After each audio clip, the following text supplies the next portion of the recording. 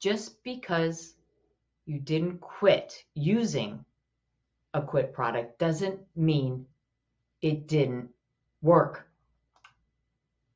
Not being able to quit forever with a certain product does not mean that the product isn't effective. New golf clubs don't solve being a bad golfer. Learning to golf does. And if you don't know how to golf, the type of clubs you use don't much matter.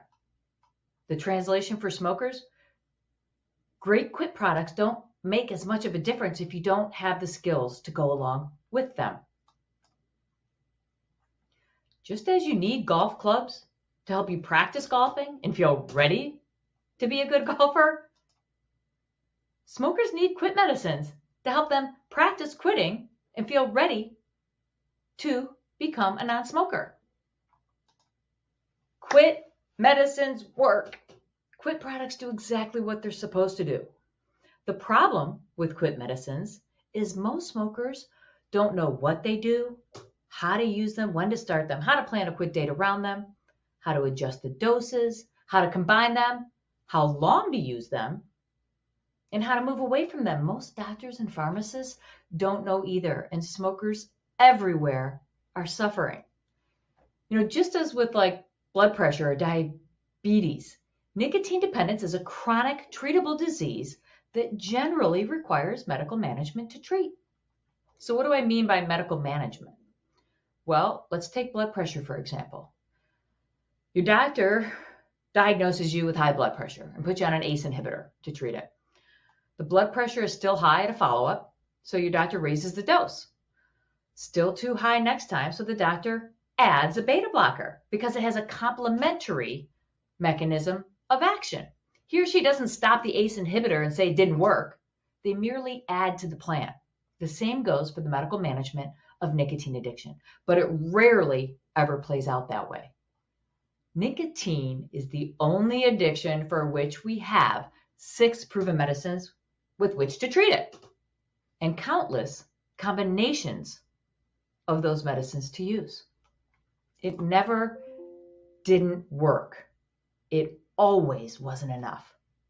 Enough of what is the question? Enough preparation, enough planning, enough practice, enough medication, enough support. I want to tell you about a case study. This is Bruce, a 55-year-old 2-pack-a-day smoker, relatively unmotivated but completely agreeable to starting a prescription recommended by his physician. He is not a client of mine. So he was advised to take varenicline according to package instructions and plan a quit date on day 8. In the first week, he effortlessly reduces smoking by an entire pack per day. And then on day 8, he was unable to manage his compulsion to smoke. So he stopped taking the medication, returned to smoking 2 packs a day, and reported back to his physician months later that it didn't work. And that was the end of that. What a tragedy that no one was there to manage that situation. And it happens all the time. Bruce had effortlessly reduced his smoking by an entire pack of cigarettes every day in just a week, taking a medication, and we're calling that a failure?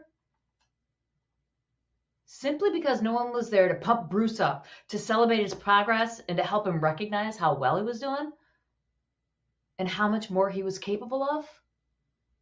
Medical management for nicotine dependence should be approached with a sense of experimentation, just as with blood pressure or diabetes, until the right conditions fall into place for effective management of the disease.